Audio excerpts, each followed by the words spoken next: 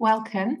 I am Rebecca Sterry. I'm the Director of External Affairs at Autistica, and I'm really excited to lead this really interesting webinar discussing how autistic adults navigate social media. So for those of you that are new to us, Autistica is the UK's leading autism research and campaigning charity, and we exist to create breakthroughs that enable autistic people to live happier, healthier, and longer lives. We work with autistic people and we fund research and shape policy to make sure that the evidence generated through our research has real-world impact. And a big part of what we do is sharing the latest research and evidence-based practice with the general public. And that's what these webinars are all about. And so over to the main event, I'd like to introduce our speakers. I'm delighted to be joined by Simona, Nelya, Jack and Belén. So just a bit of background information on the team. So Nelya Koteyko is a Professor of Language and Communication at Queen Mary University of London. Nelya's main research interest lies in how people use language and images to communicate online. For example, in how they construct identity and affiliate with different communities. Nelya's previous projects include linguistic analyses of mental health advocacy on Twitter and of diabetes support campaigns on social media. Then we've got Jack Welch. Jack is a member of the Autistica Insight Group, and he was a participant during different phases of this study. He's based in Dorset and works at his local hospital. Belén Pena is a design researcher and lecturer in human-computer interaction at City University of London.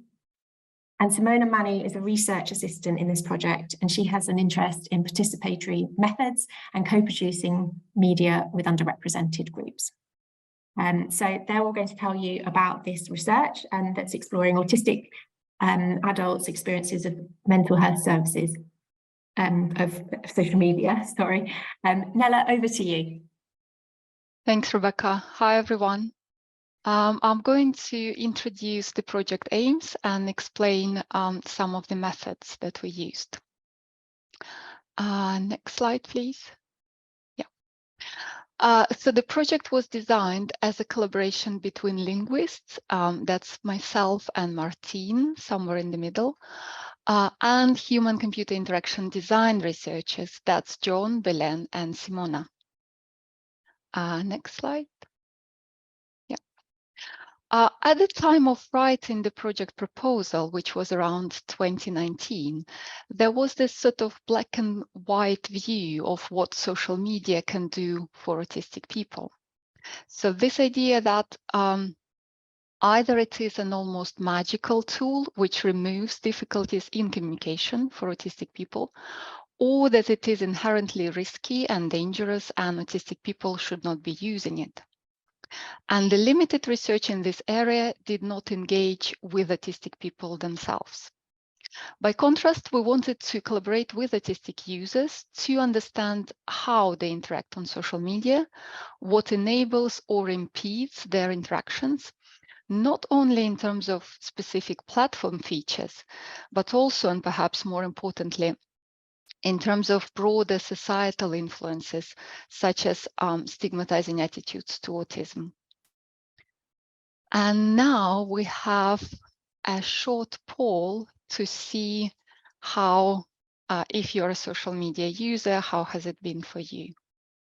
Yeah, but it's great to know that that's roughly mirroring the things we found in the project, that some participants enjoyed using it and they had a particular way of using it. So for us, understanding what works and how this can be supported was one of the important aims. Great. So moving on, I've introduced some of the aims, and now how did we actually do it? So we chose the framework of digital linguistic ethnography, precisely because it is based on this focused engagement with the group whose language one is trying to understand. And a key feature of this is that researcher has to spend a lot of effort in order to understand local context of interaction, rather than assuming that they know the meaning because of some norm or a standard. So for example, a standardized approach in linguistics you can see in speech pathology research, for example. So in that sense, we're different. And then to do this, the research went through 3 phases: observation, linguistic analysis, and then interviews and workshops. Now, it's important to note here that observation is not simply us observing a participant. Actually, researchers had to spend a lot of time to observe what else is going on in the interaction. For example, if a participant talks to an autistic person or non-autistic person.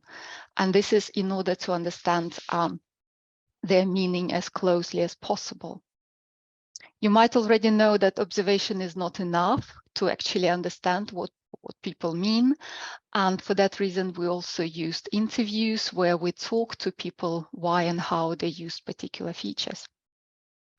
So overall, such close attention to language and to what participants say enable us to understand and establish what kinds of words, images, and emojis participants prefer to use and how. And this in turn informed the workshops which we designed with our colleagues. Yeah.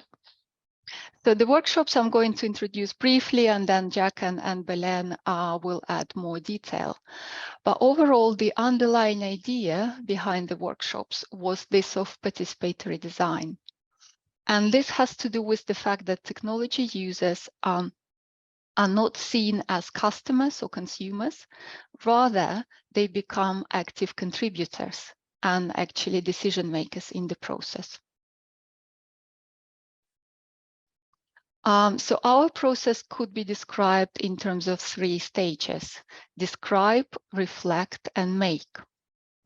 And if we can move to the next slide. Yes, thanks.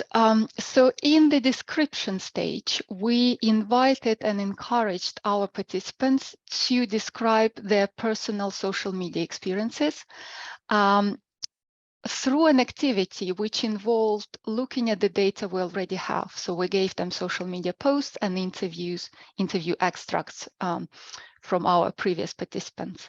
So this is called an evidence safari and is a group activity for engaging with research data. After that, we moved into a more reflective stage. So that's questionable concept. This is where we as researchers selected a number of provocative options for design. So the main person here, the main purpose here was to provide a critique, right, to question things rather than introduce a sort of realistic design scenario. After this reflection, we moved to the actual creative making stage. So here, through design cards, which Belén will introduce in a moment, participants were asked to imagine particular features of social media and discuss them. And so these were workshops 1, 2, and 3, and now Jack will tell us about his experience of these workshops. Thank you. Thank you, Nelya. So when I first came across this study, which was promoted in the Autistica network newsletter, so all credit to them for signposting, including the workshops that have been touched on already. The appeal that struck me was there had been simply little or no research previously centered on autistic engagement with social media. So prior to any findings that have come to light now as a result of this study, I was loosely aware of the important function that for some people it gave a newfound social gateway, which would have not been possible in the world which we actually already live in. Indeed, it is my belief that it became the foundation of how we might have a semblance of how the autistic community, which even I use as part of my terminology to describe our cohort as a general but sometimes flawed definition. However, as I will try to delve a bit deeper, this is sometimes fraught with its own perils. I will admit in the starting point of this study, when there would be an observational phase of my social media output across Twitter and Facebook, I was rather cautious. Not so much that it was an ethical red flag which concerned me about the research, but that by opening up myself up, being under the microscope, it was going to be quite challenging in some ways. Admittedly, the reality of social media is that we make ourselves an open book already, whether that be to our family or friends, or the actual corporations that we give our custom to. Naturally, a bit like having a camera above following your movements, say CCTV, you begin to acclimatize to this situation that you enter and you barely notice. It was unusual to have a bespoke interview that would be considering my social media activity, but it certainly sparked my thinking more closely about how I project myself to others, whether it be the manner of how I would quote tweet, the audience that might read or pay attention to what I post, or the thinking behind why I might tag certain individuals and organizations into content I shared. As it was, it did put into sharper focus that I would be selective and not too overly concerned about how other autistic people, or indeed others more generally speaking, would perceive me. It's worth remembering the majority I came across had never any personal contact with me before, so I had less concern about that kind of preconception.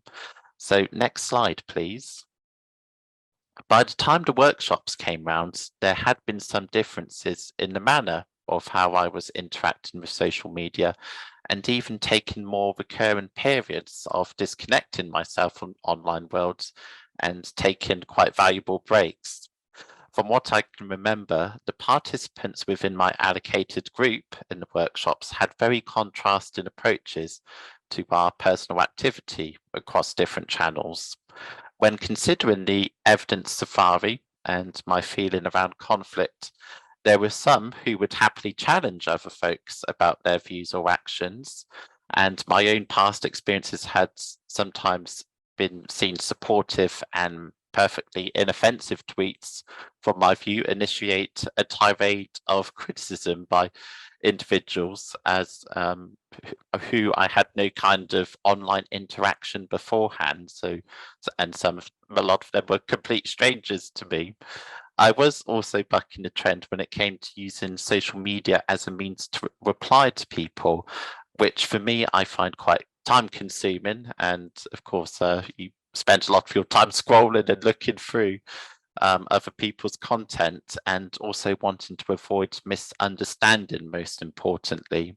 In practice, operating by broadcast mode is my preferred comfort zone.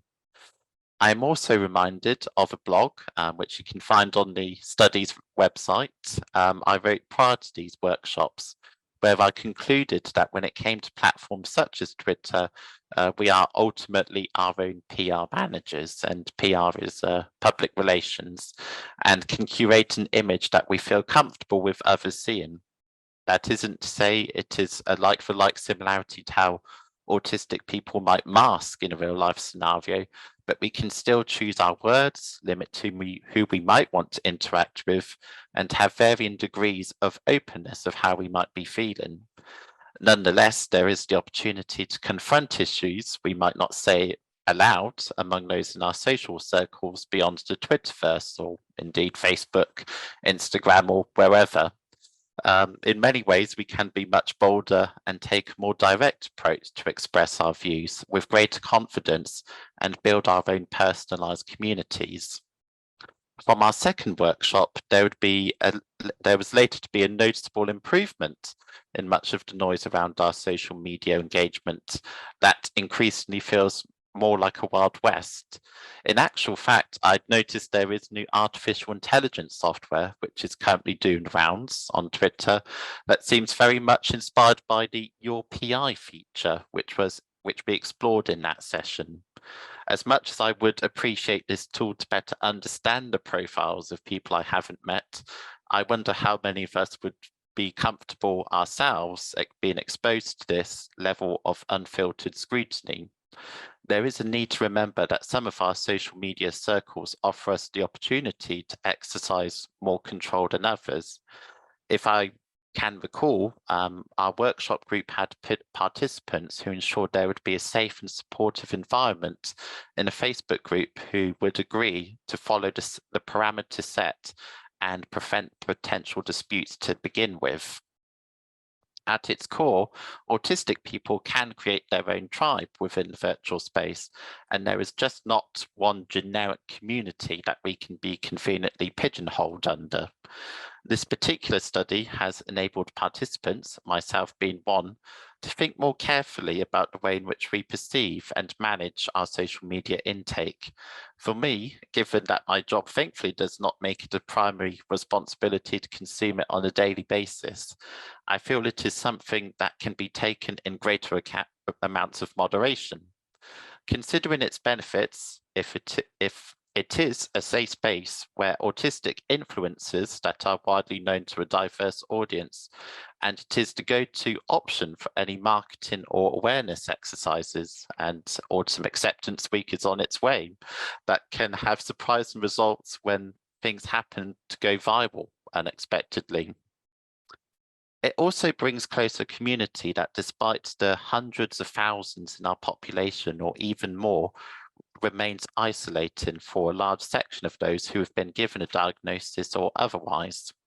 Equally, there are risks with having a distorted picture of the world around you and being exposed to individuals who, without viable reason, can choose to target you and further inflict further damage to your quality of life without even taking into account the stresses of the real world. In my mind, looking through the lens of social media as a tool, as opposed to a comfort blanket to depend on my life, has made a huge difference. That's not to say everyone should apply the same thinking to me, and my circumstances are not the same as others, of course. But like anything unpredictable and not always certain, it's always better to treat these things with a degree of pragmatism and some dose of autistic common sense. I will now hand over to Belén, who's going to look at some of the, I believe, some of the workshop content. So Belén, over to you. Thank you so much, Jack. That was really insightful. So what we're going to show you next is mostly the outcome of that third workshop, the making phase that Nelya was talking about before. And in this workshop, we are asked participants to design a brand new social media platform. And this platform would be designed by autistic people for the whole world to use. And as part of that process, participants were asked to imagine functionality and features that new social media platforms should have. And for inspiration to help them in that process, we gave them a set of design cards that they could kind of play with and combine. And as you can see in that slide, there were 3 types of cards: blue cards, orange cards, and then some white cards. So the blue cards represented actions, things that people can do on social media, for instance, sending a post or deleting or blocking. And the orange cards, the ones in the middle, represented entities or objects that exist on social media, things like replies and friends, or even rudeness, like is shown in there. And the white cards were empty, and they could be filled with anything that participants felt it was missing, but they wanted to use in their ideas. And we had a total of 17 of those blue cards. If you go to the next slide, those are all the cards, really small, 17 blue, 17 orange, and then we gave them some of the white ones. So participants came up with ideas for functionality that helped them address their challenges and their frustrations when using social media. And we'll show you some examples of those ideas for functionality they came up with. So one of the frustrations with existing social media our participants had was that connections tend to rely on existing personal relationships or friends of friends. But our autistic participants also wanted to connect with others who shared their interests. And social media platforms were not very good with that. So to address that problem, one participant came up with a connect by interest option. And you'll see the explanation in the next slide. So this option would allow you to find new connections through searching by subjects of interest. So as they said, or maybe I want to talk to people who are interested in autistic parenting, or I want to talk to people who are interested in washing machines. I like to be able to search by that subject of interest and find people that are interested in that as well. So that was one of them. Another frustration with social media was that the amount of content, the speed at which the content is fed to you and the nature of that content made participants feel a little bit overwhelmed and even anxious sometimes. And to address that problem, one participant came up with a feature they called Activate Stillness. And the explanation again is in the next slide. So this was an option that you could turn on your content feed, and that would eliminate all sounds and all moving images, leaving only text and static images. And that would result in a calmer and more still content experience to deal with that overwhelm of hearing and seeing all these things moving around you. So the next one shows how some participants were frustrated by the lack of control over the content they posted on social media. They explained that it is hard to determine who sees your content, and they were also concerned about that content staying forever on the internet.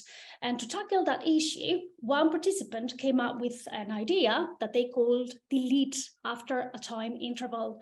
And this would allow you to set a timer for your content, for instance, 1 week, 2 weeks. And after that time, your content will be automatically deleted from the social media platform. And as they explained it, it was a way to manage that feeling that I've basically got years and years of social media history all over the internet that I can no longer control, and I don't know who is seeing. Other participants explained that it was hard sometimes to get across what they wanted to say on social media, and also interpreting what other people posted in the way that it was meant. And to help them with that, one participant came up with the idea of an audio preview. And this option would read out loud your posts before you send them, so that you can check that they sound the way you mean them. And that would help this participant decide whether the post sounded right and if it was saying what they wanted to say. Really simple, but a really powerful kind of functionality here. And our final example was about frustration with expressing tone and emotional intent in your social media content. Social media platforms give us some tools to express the tone and the emotional intent of our posts. And by far the most commonly used of these tools is emojis. However, emojis did not work well for some of our participants, mainly for two reasons. First, because their meaning changes. And depending on the context and the content of the conversation, the same emoji can mean different things. And the second reason why they didn't work was because they express emotions by relying on simplified facial expressions. And for some of our participants, it was hard to interpret facial expressions. And so the simplified version of emojis did not help them at all. And to deal with that, one of our participants wanted to customize their emojis. They wanted to replace the standard ones that come with the social media platform with images that were more meaningful to them. So this participant was an artist and they painted, and what they wanted was replacing those emojis with more artistic representations of emotions, and so that they could replace the emojis that didn't mean anything to them with these artistic images, so that they will be better able to express and interpret emotion in their social media content. So these are just a tiny sample of the ideas that were created by our participants. They came up with a total of 38 of these ideas for new social media functionality. And we hope that the ones we have presented here give you a sense of the kinds of social media platform that our participants were designing for all of us. So that's from me. I'm going to pass it on to Simona. Thanks, Belén. And yes, I would be just briefly talking about the next steps in this project. So how Belén just said, there is a wealth of findings that came from this project in terms of identifying the challenges that social media platforms and in general digital platforms pose to autistic people, to finding out what type of coping mechanisms they develop to meet these challenges. And then through the wealth of features that they designed, we could find some guidelines on how really digital environments should be made better for autistic audiences. And now what we're trying to do in this last phase of the project is to share these findings and disseminate them as much as possible. This is happening through publishing academic papers, also through events such as this webinar.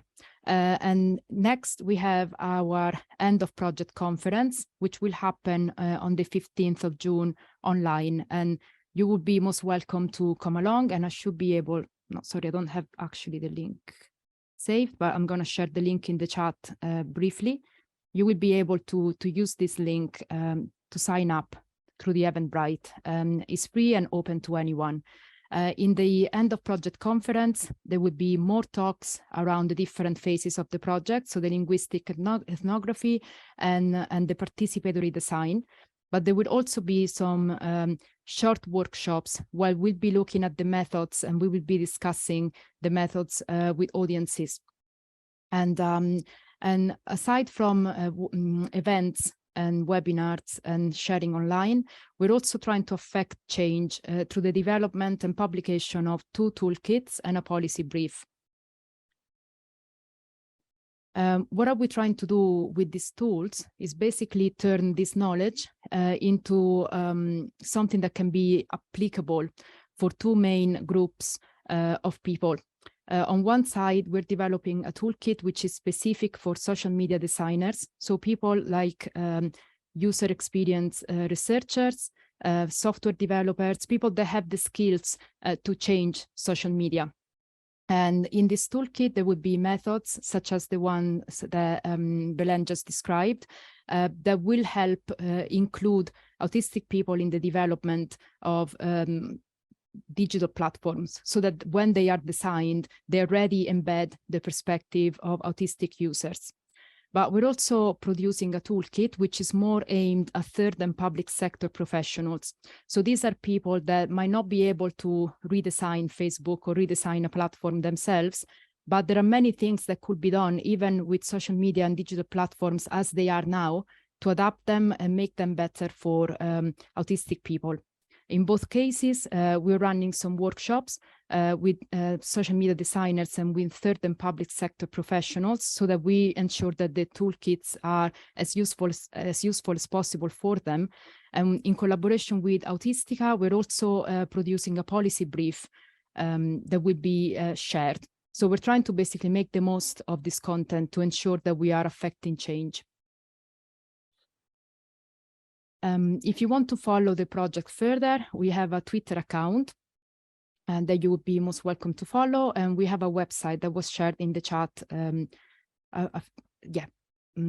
the presentation.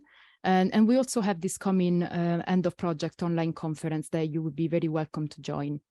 And this is the sort of official end of this presentation. We've been quicker than we thought, and which is nice. And we have a bit more time for discussion. The first thing that we're going to do is to invite you to take part in another poll. This time, we hope that the conversations that we had so far have inspired you, and that you might want to share with us in one or a few words, how do you think the social media could be better for you? So we've heard about research participants' features and the perspective of Jack, which was really, really interesting. And we're quite curious to see what you think social media should look like to be more inclusive. So I'm just gonna give you a few minutes to use this QR code. And in the chat, you can also find a link if you want to share the Menti poll from a link. And yes, just a little bit of time to give you space to do that. And then I will share the word cloud that we're generating through this poll. And after that, we can go into Q&A. Okay, so hopefully you had time to use the QR code. I'm just going to share my screen and see what type of responses we've had so far. Okay, interesting. Yep. Connection through interest. That's something that we just talked about. Less addictive. That's also really interesting. And something that came up from the study is also that social media is designed, obviously, to encourage you to spend as much time as possible there. And often it's difficult to put boundaries. This is something that affects everyone. But for autistic users, it can be even more heavy to disengage with social media because of the sense of expectations of getting back to others and being present.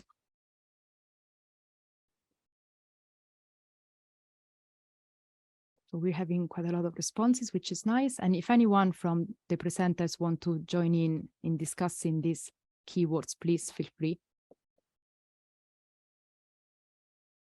Better moderated, that's quite interesting. There is a need for things to be and better moderation. So we have quite similar words there. So there is a need to make environment safer and give people more options on what kind of content they're exposed to. That came up really strongly in the study. And boundaries, I see it's something that's jumping up. In a sense, what we found from the study is that autistic people make extra effort to establish their own boundaries. How much time do I spend on social media, on which platform, who do I speak to? But what's needed is more options for control. So more options embedded in the social media design so that those boundaries, you don't have to make a massive effort to embed them. They're already facilitated by the platform itself. Quiet mode and less overloading. This speaks quite closely to the feature that Belén talked about, activating stillness. So having some form of option where you can click and just have a cleaner environment, less cluttered, less noisy. And structured, yes.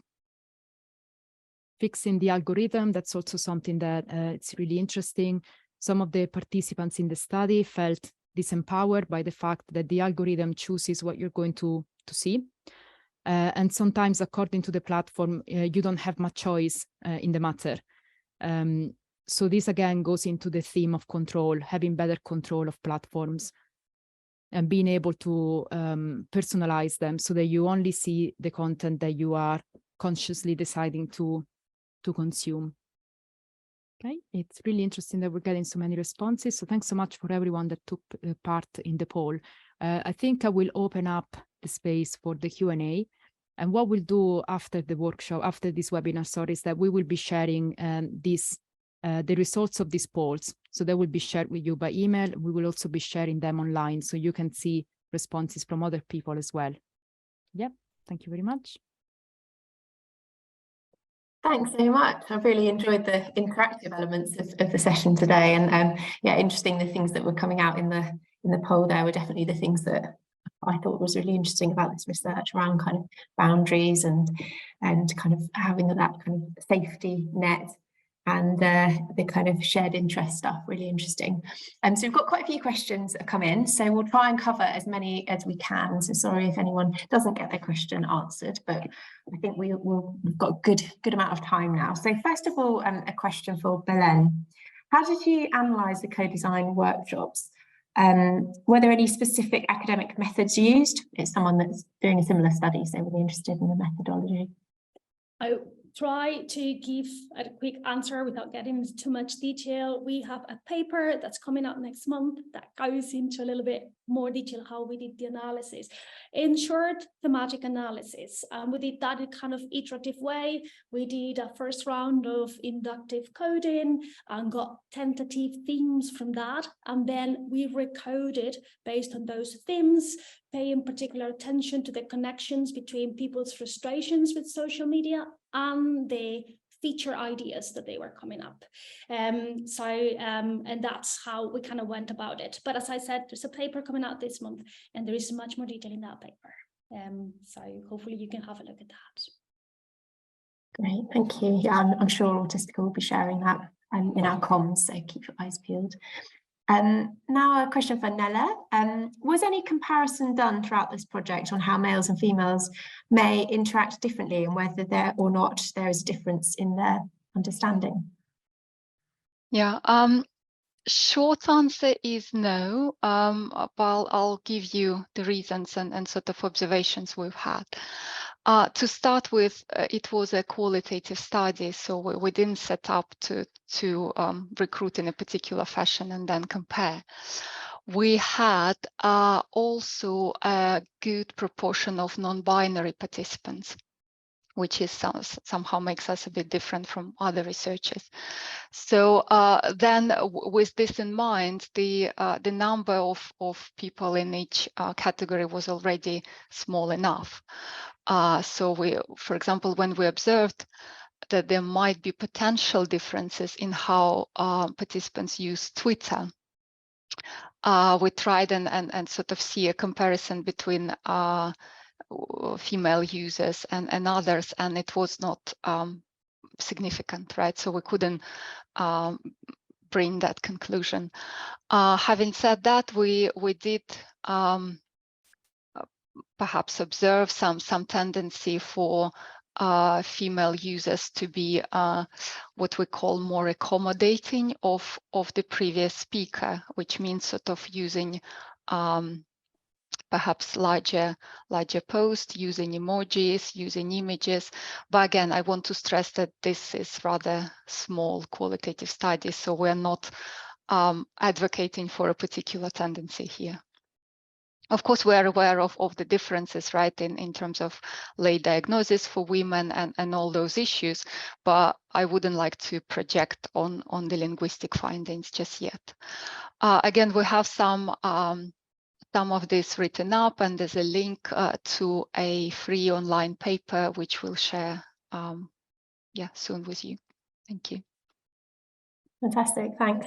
And you mentioned emojis there. Actually, my next question is it relates to them, and this is from the same person that's sort of doing research in this area or has done some research. So for their MA, they looked at the benefits of Facebook for young adults, autistic adults, and this person's small pool of people revealed that emojis were actually very helpful. Was the frustration around emojis widespread in your pool or with a more specific group? So the picture we got was both, right? That they were really helpful. So emojis were for some participants, and others found them frustrating. Depends on the type of emoji and also on the participant. So of course, for this webinar, we had to select some of the data. So perhaps you got an idea that emojis were frustrating. But it doesn't mean we didn't have more positive findings, particularly in the interviews.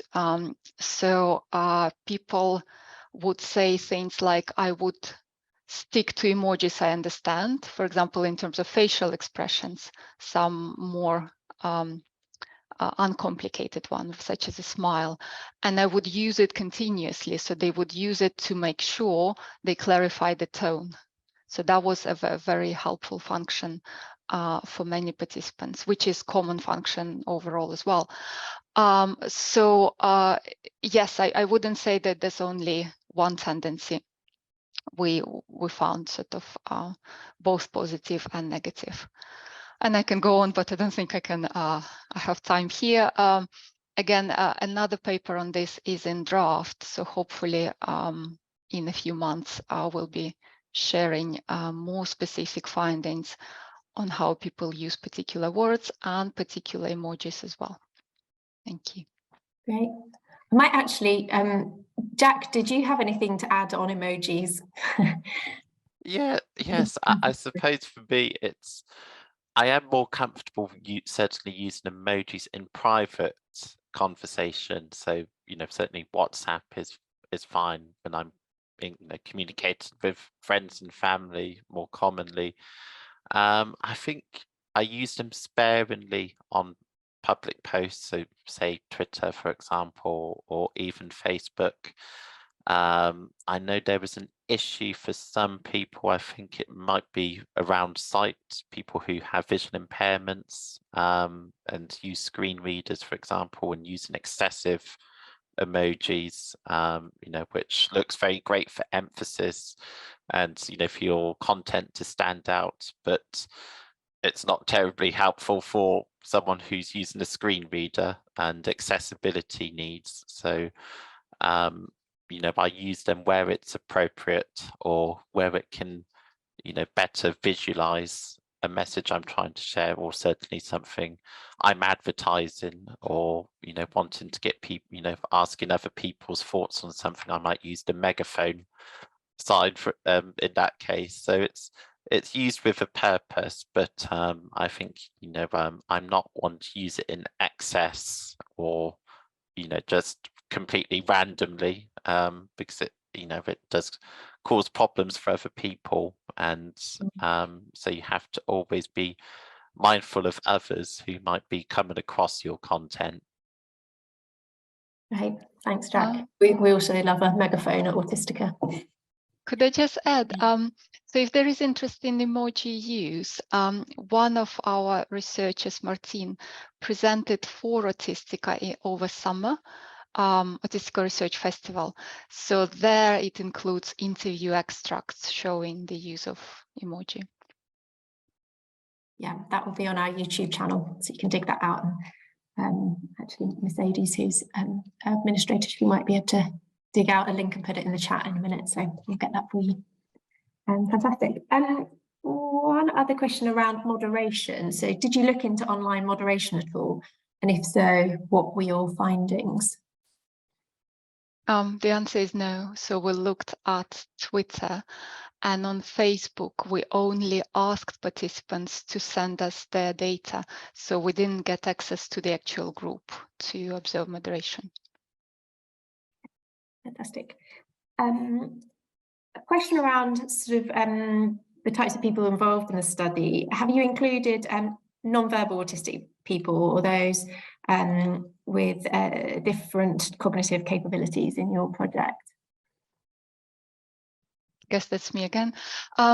Yes, the answer is no for the first one. So we ended up not including, but it doesn't mean we set out to exclude them, if you know what I mean. So we would welcome participation from non-speaking participants, precisely because social media is deemed to be more helpful for them than for others, perhaps. In terms of lower cognitive abilities, that's a no. And I think here the reasoning was that we don't have enough experience on the team to support people, because we have an interview which is quite demanding, and workshops and discussion of social media posts. I have another project coming up with autistic people on social media, so I'm hoping we will somehow target non-speaking participants and we'll be able to recruit.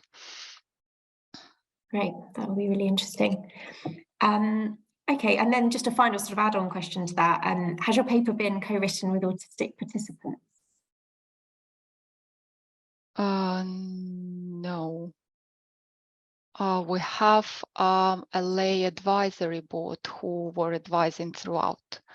So we acknowledge them in the papers and reports. But I'm just trying, I want, just in case I forgot and we include, but I don't think we did. We co-authored one paper with a person at Autistica, so that's a communication managers, who was a mediator between us and participants. But yeah, I don't think we have a participant as a co-author. Yeah, it's fine, but you've done a lot of involvement throughout the project, which is really great. Fantastic. I think we've actually managed to fly through those questions. I don't know, was there anything else you wanted to discuss while we're here or mention before we finish the session? If not, that's absolutely fine. So yeah, thank you everyone so much for attending today and for all of your questions. Really helped us dig deeper into the topic, into the research itself. If you found this webinar useful, you can go on and find previous webinars and obviously join future webinars. So all of our previous webinars are on our YouTube channel, and we list all future events on our website. So we'll be putting some links into the chat for those. And if you found the session useful, obviously we are a charity, and if you feel that you can make a small donation just to contribute for the webinar series, that would be great. You can go onto our website and click the donate button. Even as much as the price of a coffee all makes a big difference to the research that we can support. So thank you. And thank you again to all of our speakers, to Simona, to Nelya, to Belén and Jack, for sharing your work and your experiences of the project with us and answering all of those questions. It's been an absolute pleasure, a really interesting topic today. So thank you.